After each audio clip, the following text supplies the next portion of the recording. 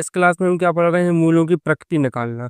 तो मूलों की प्रकृति निकालने के लिए सबसे पहले एक समीकरण दिया रहेगा।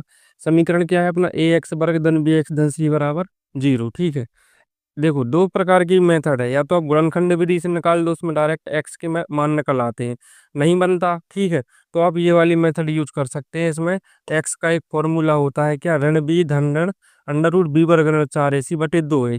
ये ए का मान होता है, ये बी का होता है, ये सी का मान होता है, ये तो सबका बन जाता है। ठीक है, तो आप डायरेक्ट यहाँ से एक्स का मान निकाल सकते हैं, मतलब मूल निकाल सकते हैं। ठीक है, तो ये मूल निकालने के लिए क्या है, सूत्र है। लेकिन मूलों की प्रकृति कैसी होती है, तो मूलों की प्रकृति निकालने के लिए एक सूत्र और होता है, जिसको हम बोलते हैं विभक्त कर डी।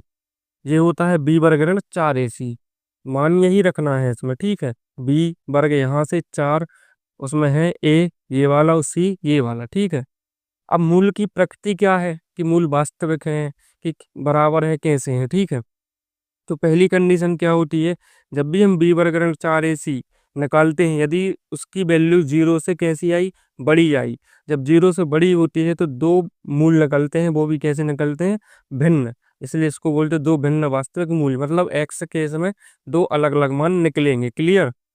दूसरी कंडीशन होती है कि जब बी वर्ग ऋण 4ac क्या हो, जीरो हो। ठीक है, मतलब जीरो के बराबर आ जाए, जीरो हो, तो उसमें मूल निकलेंगे दो, लेकिन दोनों ही क्या होंगे, एक से।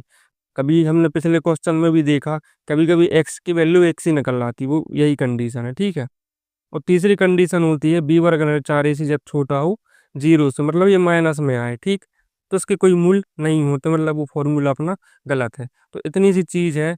अब इनको निकालेंगे कैसे, सीधे हम बढ़ते हैं प्रश्नावली की तरफ और देखते हैं।